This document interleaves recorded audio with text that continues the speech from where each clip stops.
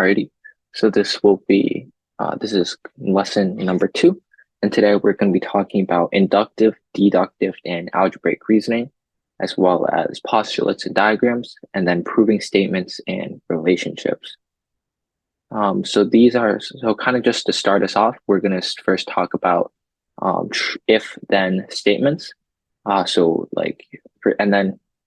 you guys just type in the chat, or you can just say it out loud if you think each statement is, either true or false. So first one, if yesterday was Wednesday, then today is Thursday. Would that be true or false?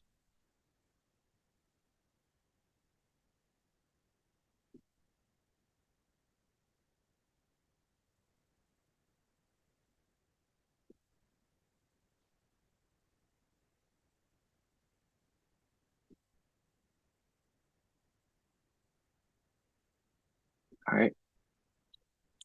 So for this one, it would be true, because if yesterday was Wednesday, then today would be Thursday.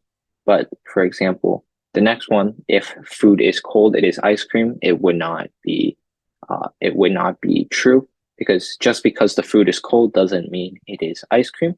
And then you can kind of take a look at the other ones, and you can kind of see where that reasoning stems from. So if an angle is, I don't know why the A cut off, but if the angle is acute, then it is 30 degrees. That is not true. Just because an angle is acute doesn't mean it has to be 30 degrees. It just has to be 90 degrees or less. And then for the next one, kind of the similar reasoning. If a month has 30 days, then it is June. That would be false. There is many other months that also have 30 days. And then for the last one, can you guys determine if it is true or false? And then once you have an answer, you can just type it in the chat and message it to me.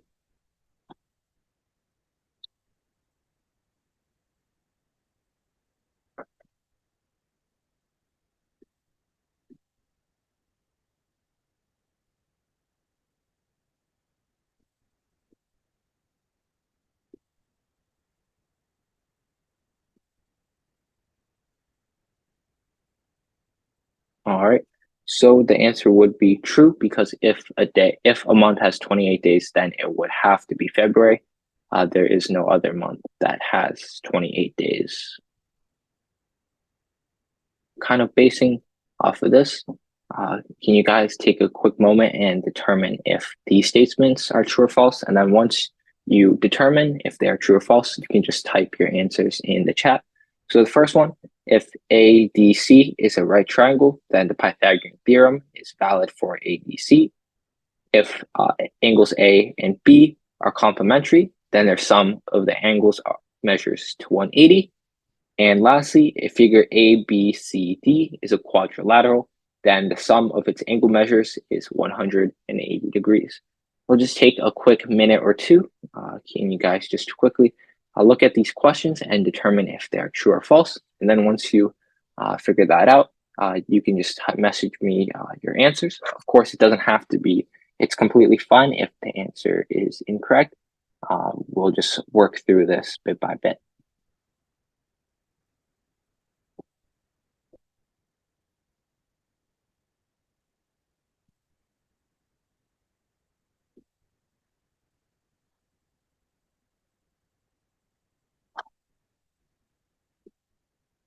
Oh, sorry. There we go.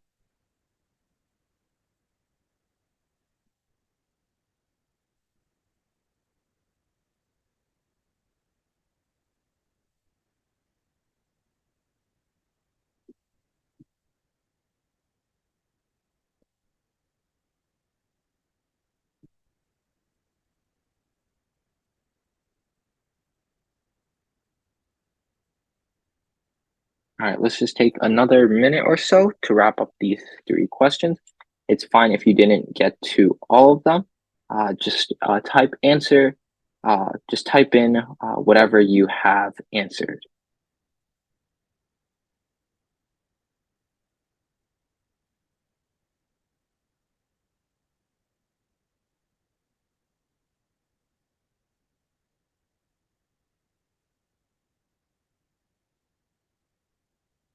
right.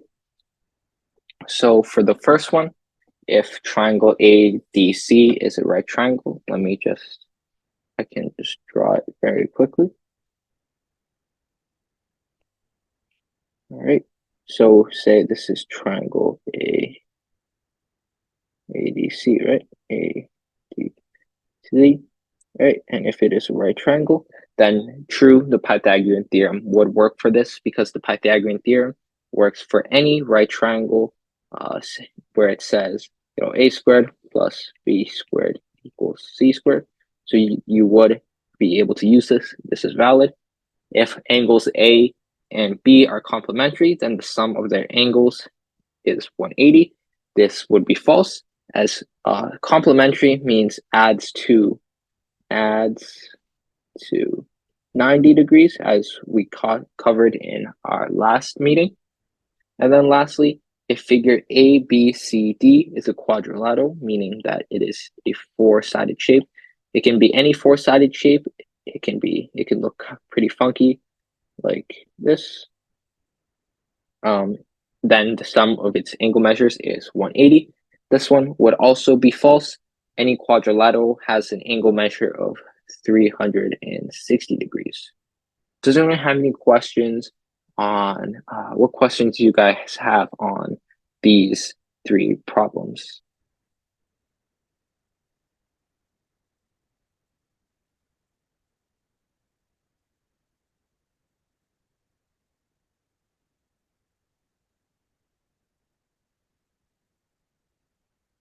Right. I do not see any questions, so I will keep on moving on. All right. So now you guys try to write a true if-then statement and a false if-then statement. Once you guys have written the two, I'll just type them in the chat box and message it to me, and I'll take a look at it.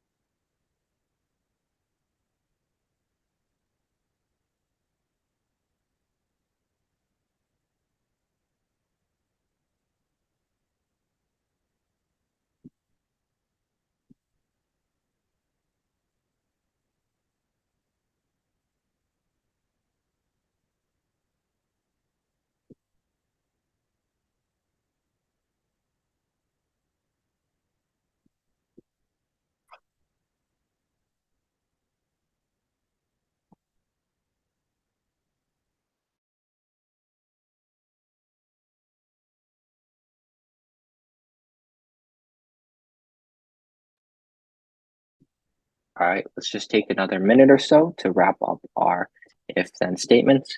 Of course, if you don't get to both of these questions, that's completely fine. If you just got to finish writing the true if-then statement, you can just type that one into the chat box. It's fine if you don't have if you didn't get to both.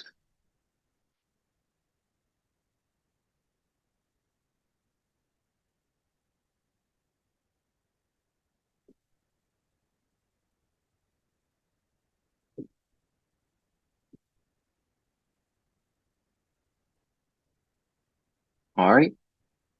So for an example of a true if-then statement, it would something like this. If tomorrow, sorry, if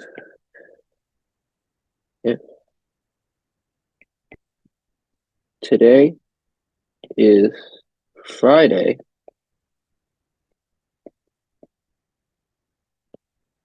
then tomorrow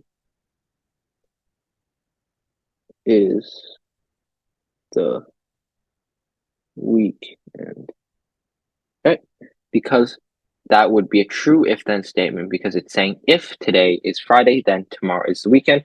If today is indeed Friday, then it would have to be that tomorrow is the weekend. There is no, other possibility that could happen. That is the only possibility, so it would be a true if-then statement. A false if-then statement could be something like this. If it is a toy, then it is a toy car. This would be a false if-then statement because, as you can see, it's saying that if it is a toy, it has to be a toy car, which is false. No, just because you have a toy doesn't mean that toy is a toy car. It could be something else. It could be Legos. It could be, a dollhouse, a castle. There's many, many possibilities on this. So it shows that this would be a false statement because there isn't only one answer.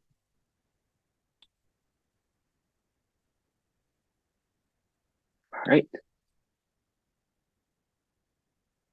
And then, so this leads us into conditional statements, where a logical statement is made up of two parts. One, the hypothesis, which is the Q, and then the conclusion. No, sorry, the hypothesis, which is the P, and then the conclusion, which is the Q. And why? Because this is why did we, talk about all the if-then statements? Well, this is because it will most likely be set up as an if-then statement. If like hypothesis P, then conclusion Q. And then we usually just show it as if P, then Q, or P arrow Q. This stuff is to kind of will introduce us into different geometric like proofs and those kind of things. But this, you don't have to really remember this super well. This is just kind of to give you guys some good background knowledge and kind of just slowly immerse you guys in the world of geometry. And then these are four things that you guys should remember. So one is the conditional. So if P, then Q. And then the converse, which is it exchanges the hypothesis and the conclusion. So instead of saying if the hypothesis is true, then Q is true, it's saying this time if Q is true, then P. And then for the inverse, it negates the hypothesis and conclusion. So it's basically saying if not P, then not Q. And then the contrapositive is it negates the converse. So if not Q, then not P. So I know this is very confusing, but to give like a few examples, so an inverse would be if I do not take a shower, then I am not clean. Whereas the conditional statement would be if I take a shower, then I am clean. Does that kind of make sense? Do you kind of see how like the conditional and the converse is kind of related? The conditional and the inverse. These are all kind of related to one another. Like for example, the converse, using the same example, it could be something like if I am not clean, then I did not take a shower. And lastly, if I am clean, I did take a shower, sorry. And then that would be the contrapositive, which is if I am not clean, I did not take a shower. I know this can be very confusing at first to kind of wrap your head around, but it'll just come slowly with time to kind of know the conditional, the converse, the inverse, and the contrapositive. I would say most of the time in geometry, the ones you really need to know are one, conditional, two, the converse, and three, the inverse. You don't really use the contrapositive as much. This is just something to know as as negating The converse, so these two are kind of related, and these two are kind of related, but most of the time we rarely use the contrapositive. This is just to get to introduce you guys to all the four different types. Does anyone have any questions on any of these, or want me to explain it again, or anything like that?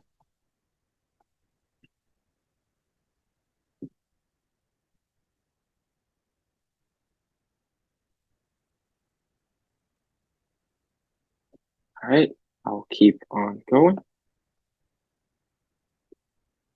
All right. So this is another example. So P is, or the P, the hypothesis is that you play the trumpet, and Q is you are a musician.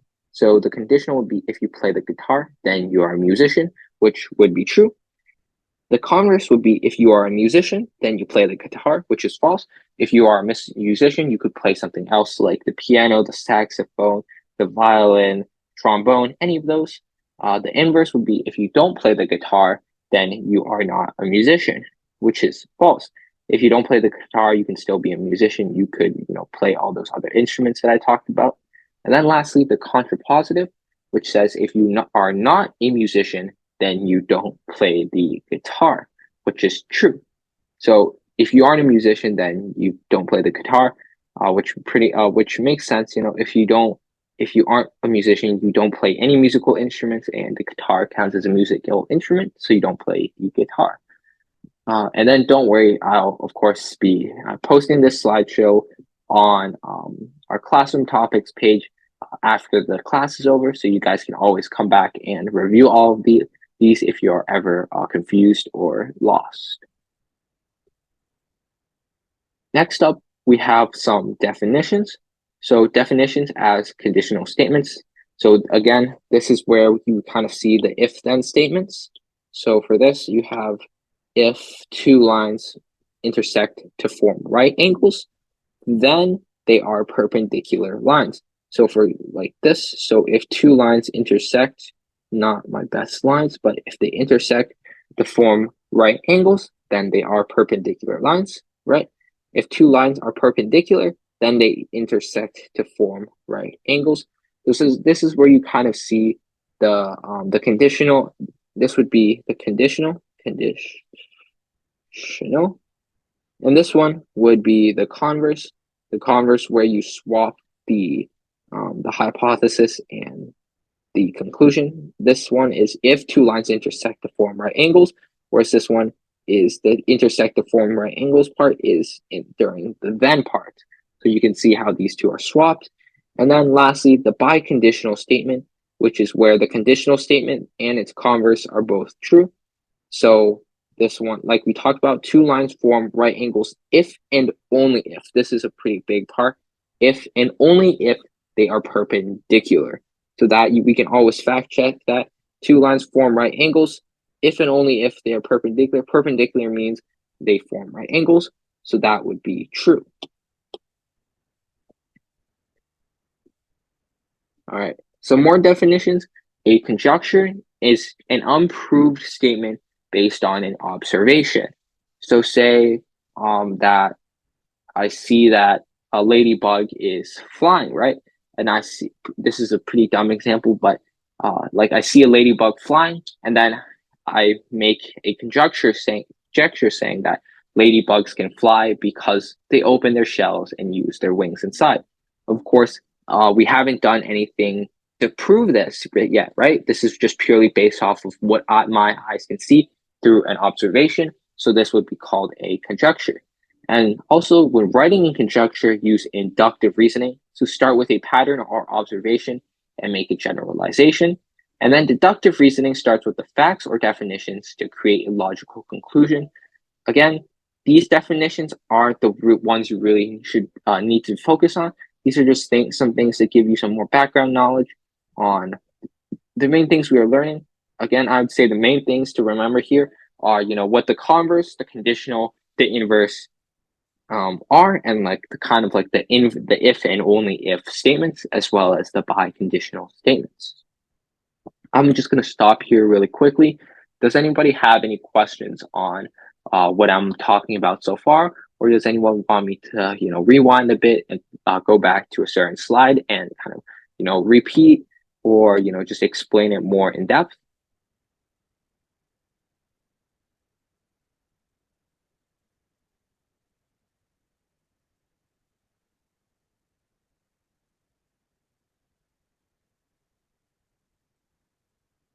All right.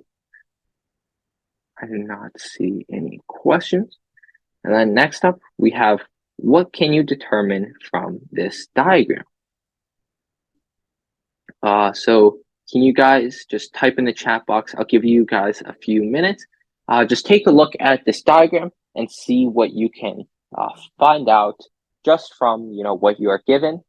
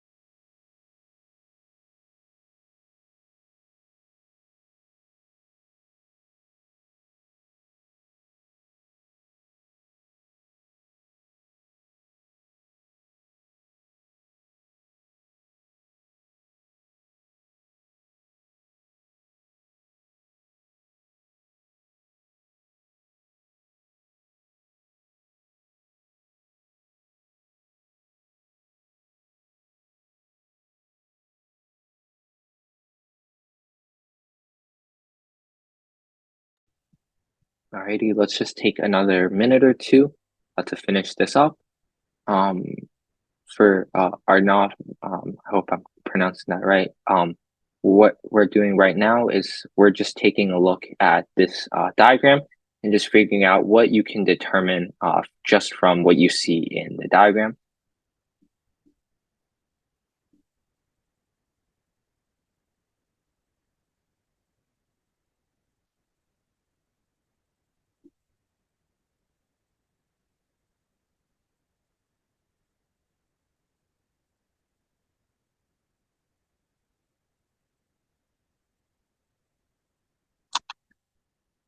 All right. So just put your answers in the chat box. It's totally fine if you didn't finish it. You can just put in what you guys have.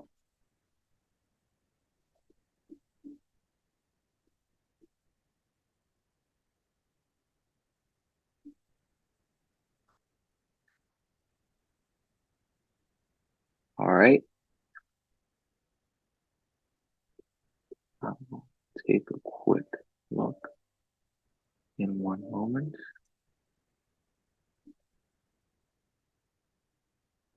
All right.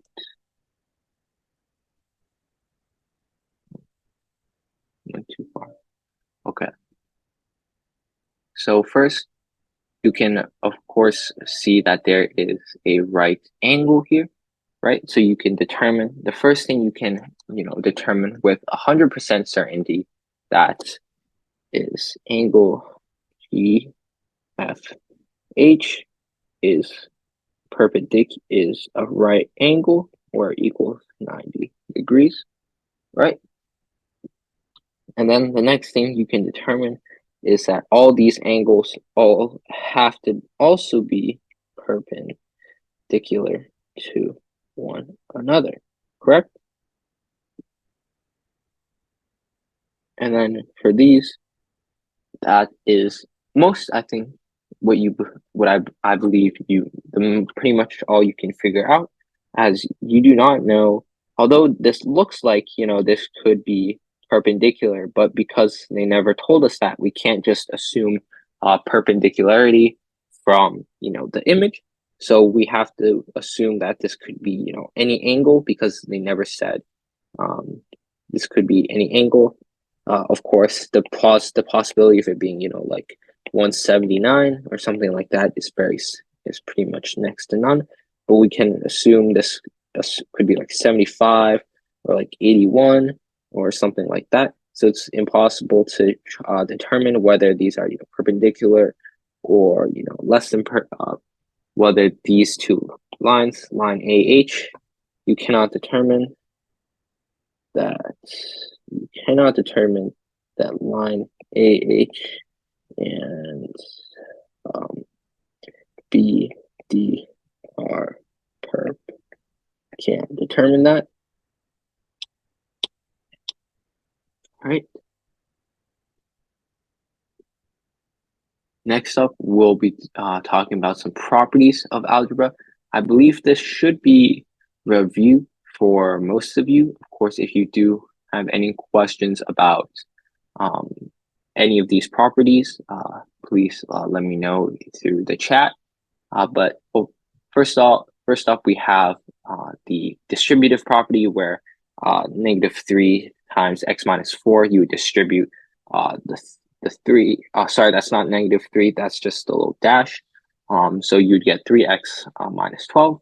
Next up, commutative property, a plus b equals b plus a.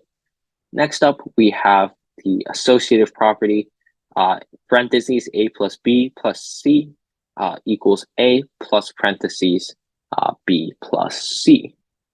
Next up, we have x equals y, x plus 5 equals 7. So you can substitute x for y, and y plus 5 equals 7. Reflexive property, a equals a. Symmetric property, if a equals b, then b equals a. And transitive property, if a equals b and b equals c, then a equals c. Personally, I think the most important ones to remember is one, the transitive property, the substitution, and also the distributive property.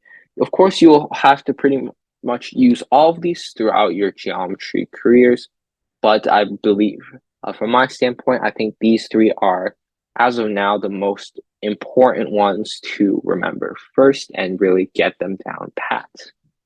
Does anyone have any questions on the properties of algebra?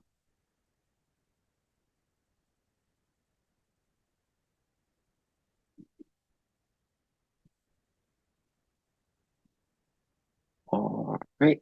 I do not see any questions, so I will keep on going.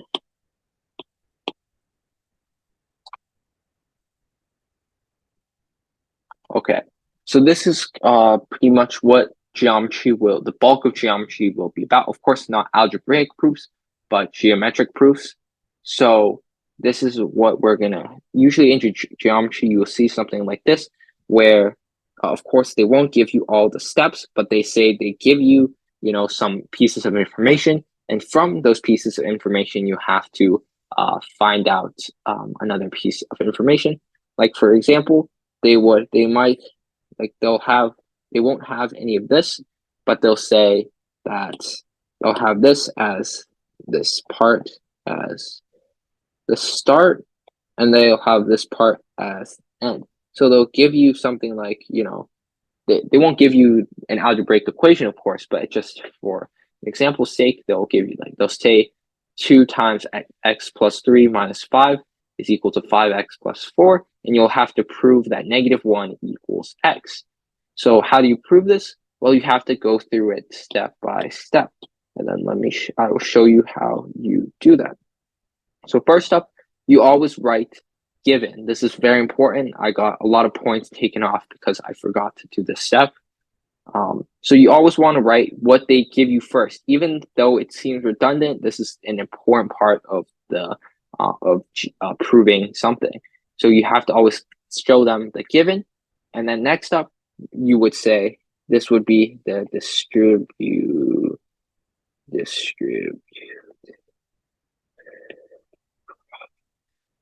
right? Because you distributed the 2 into the x plus 3. So that would be distributive property. And then you would write simplify. I know it seems very mundane, I guess you could say, because I think a lot of you would be like, they can just see that, you can just simplify that. But in geometry, you have to show each and every step. Of course, there's some very, very minuscule steps that you may be able to skip, but most of the time you have to show them every single step, because if you don't, they won't, it's kind of like pretending like you're teaching this to an elementary school. You have to show them every single thing step by step. You can't, jump steps. And then next up, after simplify, we have the subtraction property. This is basically where you simplify using subtraction. So you do minus 2x on this side and minus 2x on the other side. And then afterwards, you would simplify it, right? You would get with 1 equals 3x plus 4. Next up, you would hit them with the subtraction property again. For me, you can just always just say, for this, I usually just like to say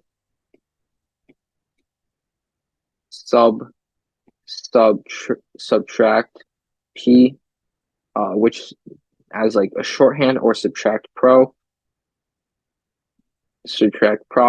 as kind of a shorthand to save a bit of time, because in geometry there will be a lot of writing. Next up, again, simplify. And then the division property.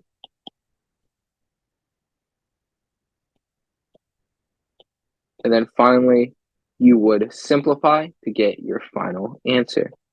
So I know that seemed like a ton of steps for something where in algebra 1 or even in pre-algebra, you would be able to do that, in like 2 seconds. You would just see that and say, oh, boom, x equals -1. But in geometry, it's very tedious. You have to go through each and every step to show them your process and how you solved it. What questions do you guys have on what I just showed you guys?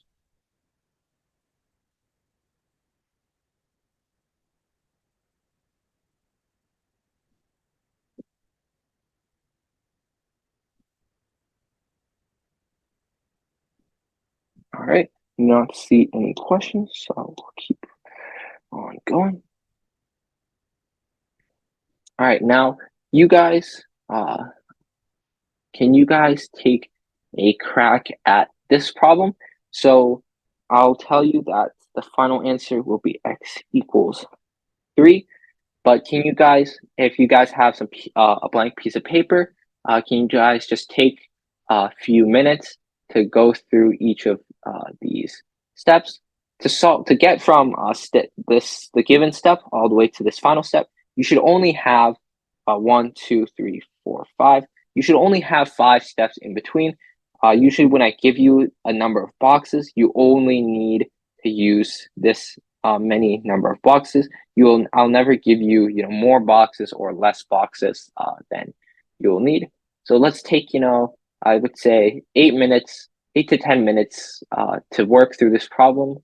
Of course, if you have any questions or if you're stuck anywhere, just feel free to either unmute or just direct message me through the chat box with your question, and I'll be happy to help.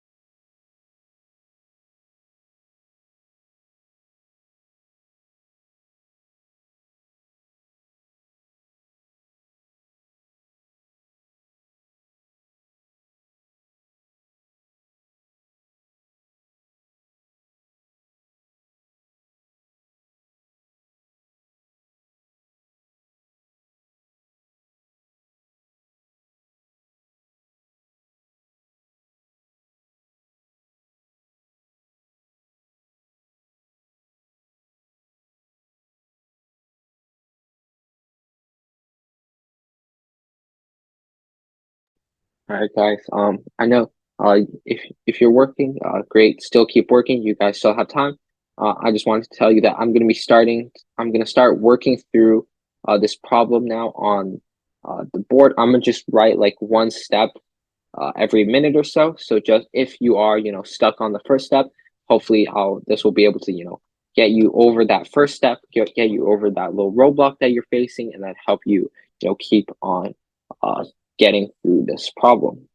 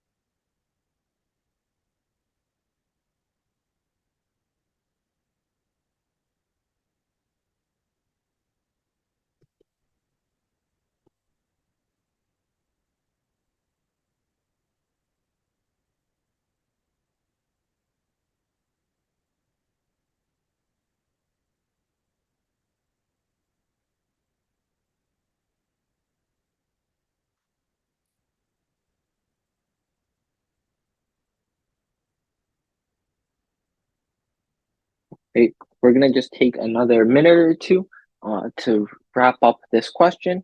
Um, of course, if you still need a bit more time than 2 minutes, just let me know in the chat box, and I'll be happy to give you guys some more time.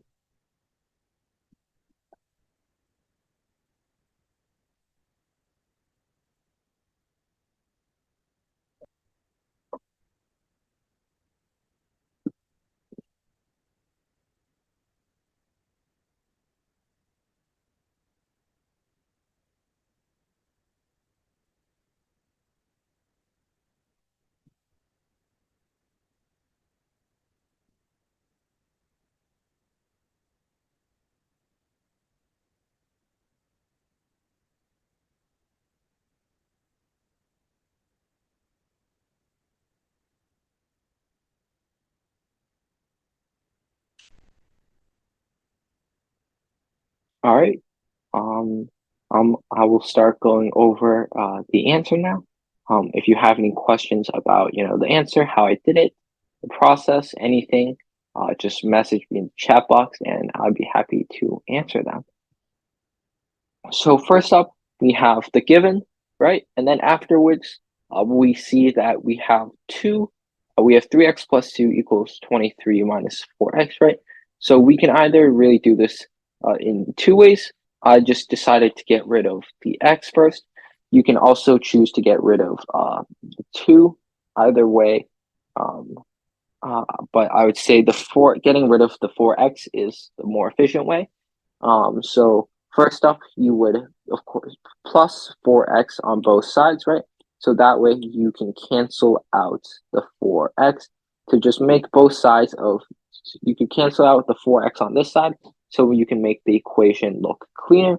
So afterwards, right, we see that we still have a 2 on this side of the equation. So of course we want to get rid of that because we want all of our x values on one side and all of our integers or known values on the other side. So next, we want to do the subtraction property and hit it with the minus 2x on both sides. So that way we can cancel out the 2 on this side, and it just simplifies everything down. So next we have to, of course, simplify, where we get 7x equals 21. Then we can do the division property, where you get 7x over 7 equals 21 over 7. And then the final step would just be to simplify. And there we have it. What questions do you guys have on this?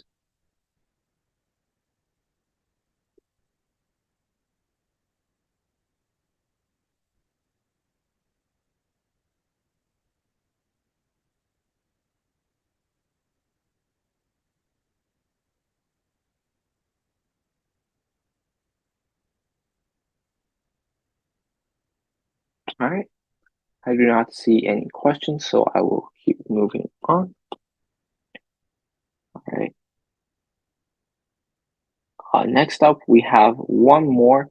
This time, I will walk through this one. So we have, as you can see in the top left, there is a diagram depicting what we have here, the different angles. And this is most likely what you'll see in geometry most of the time instead of the algebraic kind of proofs we just went through. So for this kind of stuff, first you see we have a light, right? And we are saying that the light beam from the light is going down at this angle, right?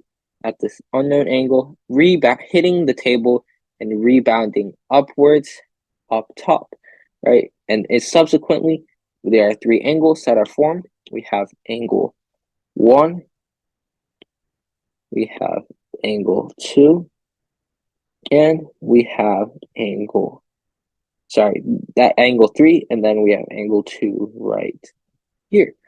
So the thing we are given is that angle 1, the measure of angle 1 is equal to the measure of angle 3. Like I talked about in last class, it's very important to know the differentiation, because if you wanted to say, you would use this symbol to say angle 1 is equal to angle 3 like this.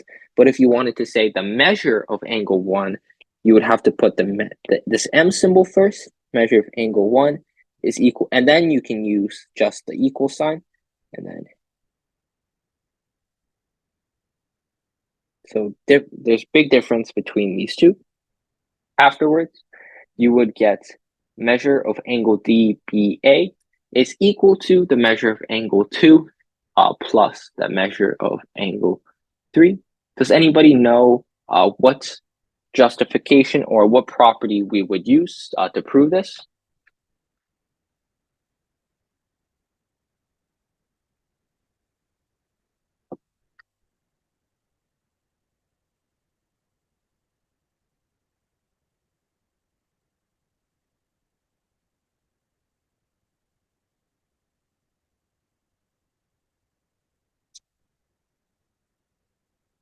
All right, I saw someone type it to me. It would be the angle addition property that we talked about last class. Angle addition property. The angle addition property basically just says when you have these two angles that make up a larger angle, when you add them up, you get the larger angle. Angle DBA being, let me color code it. Angle DBA being from here down to here. Angle DBA being this entire thing. Next, right, we have measure of angle DBA is equal to the measure of angle 2 plus the measure of angle 1. And this would be via substitution, the thing we talked about earlier today. So when you because measure of angle 1 is equal to measure of angle 3, you can swap that in for the measure of angle 1. So substitution, right? And then next, we have measure of angle 2 plus measure of angle 1 equals the measure of angle EBC. C. Let me just show what that is really quick.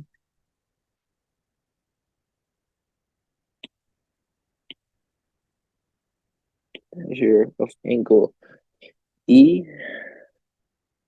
B, E, B, C, right?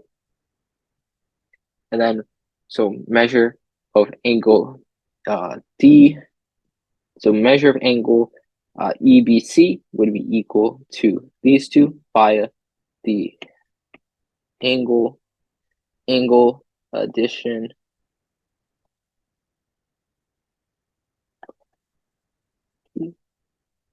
And lastly, what we were trying to figure out was that measure of angle DBA is equal to the measure of angle EBC. And for that, we would use the transitive property because, right, we proved here that measure of angle, we proved here that measure of angle CEBC is equal to measure of angle 1 plus 2, and measure of angle 1 plus 2 is equal to measure of angle DBA. So henceforth, these two are also equal. Does anyone have any questions on what I just did?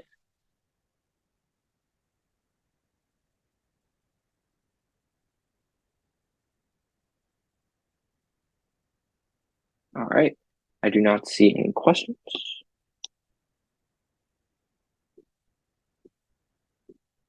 Okay. Lastly, I think we have one or two more slides left after this one. This one, I would like you guys to do. So for step one, we have the given, which is measure of the length of PS is equal to the length of ZM, which is shown in the picture above, also by the little lines. And then we are trying to show that the length of PZ is equal to the length of SM. So let's take, a quick 8 minutes or so to work on this problem. Of course, if you have any questions on how to solve this along the way, just message me in the chat box and I'd be happy to answer your questions.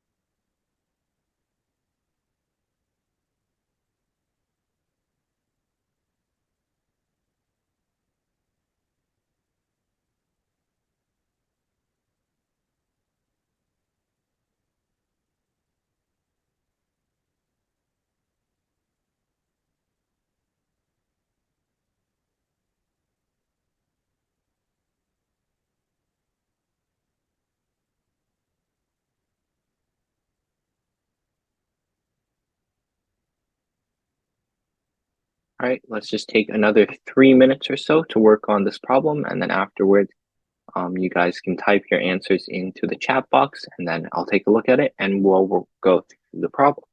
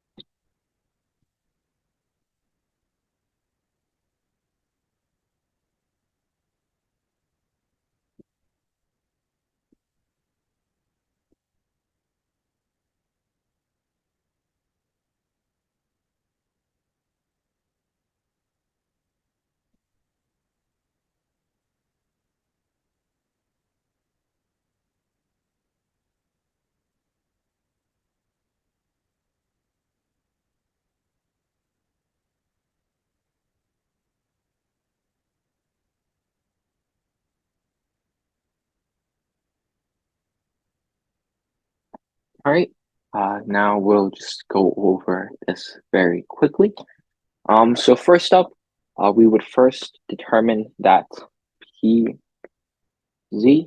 segment PZ is equal to PS plus SZ through the segment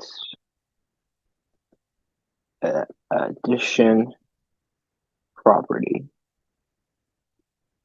Next up, we would determine that SM is equal to ZM plus SZ. And now you guys can kind of see what we're going for. Afterwards, we get ZM plus Z equal to P Z. Right. Okay, one sec. Let me rewrite that.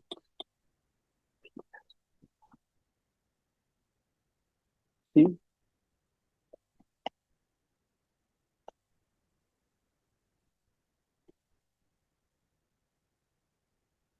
Via the addition property and same.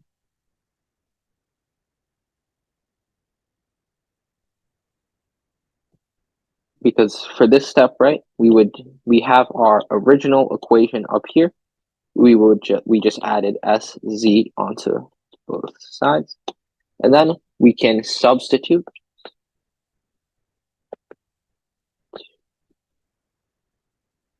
Because from this, you can see that, one sec, let me rewrite that. Substitution. Because from this, you can see that PZ, because we already determined what PZ and SM are equal to in these two equations.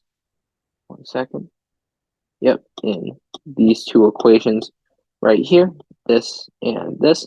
And afterwards, after we've determined what they're equal to, we can just plug them in, nice and easy, and we get what we wanted to prove. Does anyone have any questions on this?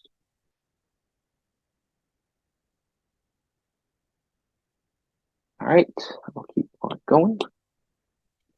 Next up, just to finish, we have a couple of definitions to quickly run through. A proof is just a logical argument that uses deductive reasoning to show that a statement is true. A postulate is a statement that is accepted without proof. For example, like the ruler postulate basically says if you line a ruler up on a segment, you'll be able to measure it. That's just something that's accepted. The linear pair postulate is saying that if two angles form a linear pair, then they are supplementary. This is also accepted without proof. It's just saying that if any two angles form a straight line, well, then they have to be equal to 180 degrees. And then lastly, a theorem is a statement that can be proven using various steps. And then All right, and that will conclude our class